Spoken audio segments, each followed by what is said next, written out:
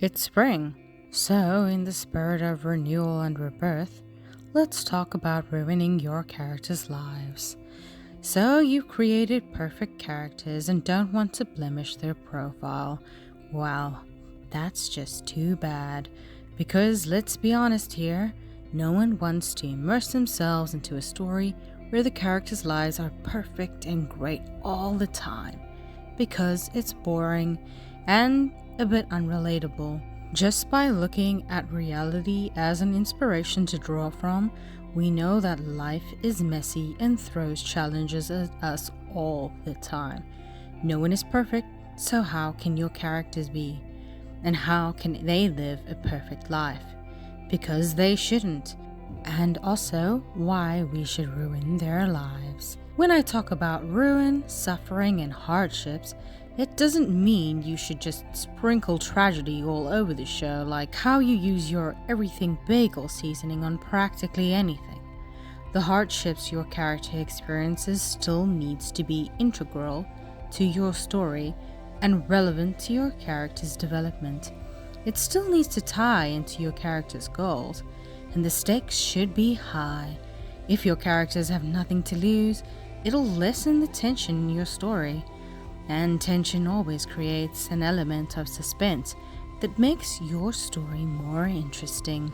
Making a character suffer doesn't necessarily mean you have to make them suffer physically, like lose an arm, for example. If it fits your story's narrative, then yeah, sure. But sometimes the form your character's suffering can be instilled by another character, which is seen as an agitator.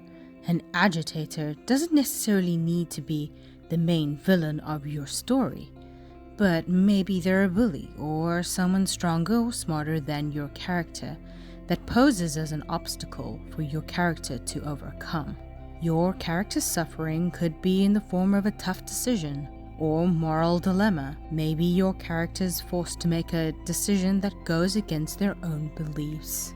Maybe your character's suffering stems from a decision your character makes, which ends in a disaster and makes them feel like the chaos and the ruin is all their fault, leading them to regret their actions.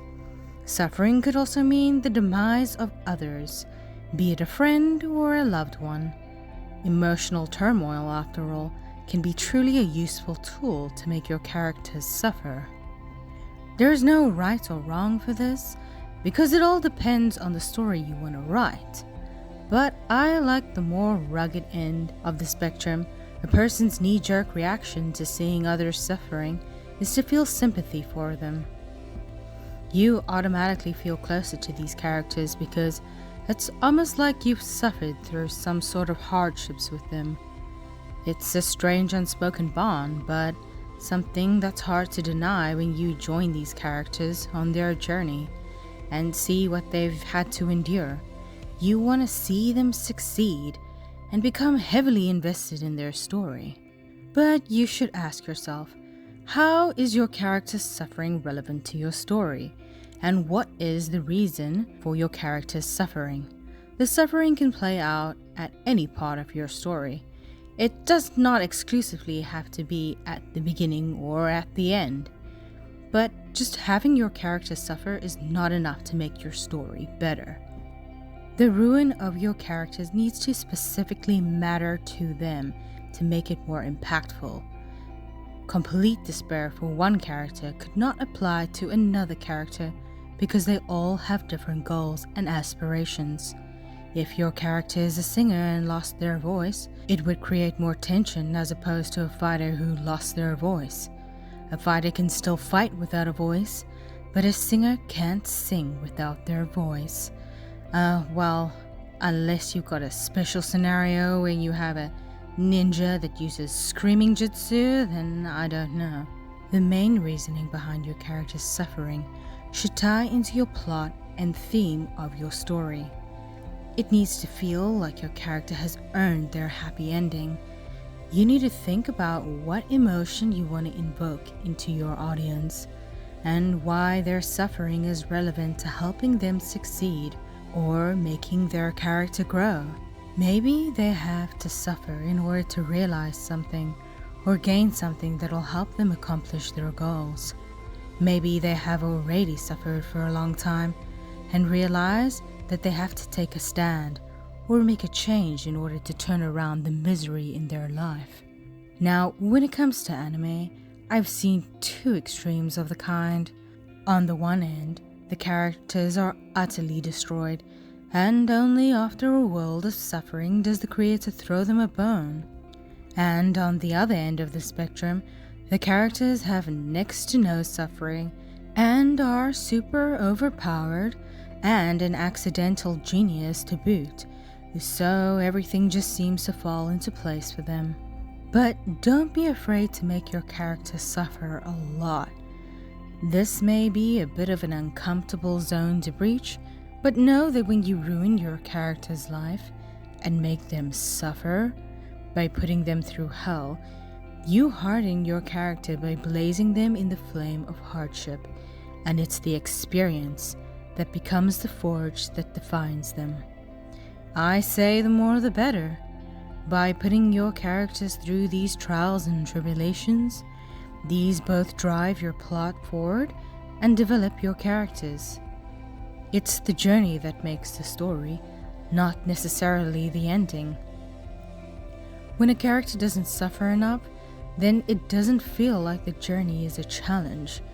And when your characters reach their goals, it won't feel as rewarding. But this doesn't mean they should be a punching bag for your story. You shouldn't throw every conceivable obstacle at them or make them go through every possible trauma just because you're the creator. Now, how do you know when you're going too far with the amount of suffering you instill? Well, when you're enjoying it too much. When you start to feel sorry for your characters, your audience will as well. Set up the circumstances that leads your characters to stand between a rock and a hard place.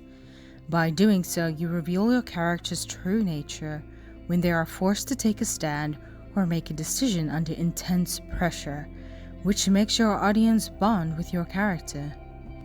Give your character rewards. When you make your character suffer, you need to reward your characters and therefore audience. Why does your audience need a reward? Well, because it's hard to see people suffer all the time. And by throwing your character a nugget of hope, you also uplift your audience, which makes them root for your character and wonder how they would turn the situation around. Rewards can come in various forms depending on how creative you want to be. But for example, by delivering some good old justice to the agitator or whoever or whatever is causing your character such despair, can feel rewarding since we all like our just desserts. Or perhaps your character should gain a power or item that gives them a little bit more of a fighting chance. And the more or the longer the suffering, the more satisfying the just dessert should be. For example, in Shield Hero, Naofumi was stripped of any privilege, and after unimaginable frustration and seeing what he's had to go through, when we see this character get her title and authority stripped with her name reduced to nothing but a female dog, this outcome, while it felt long overdue, was very satisfying. It's easy to get carried away and think of characters simply as objects that will help you tell your story, but when you treat your characters like people rather than objects, that's when you really start to breathe life into your characters. And making your character suffer is just one way to go about it. Anyway, that's all for today. Stay evil, kiddos.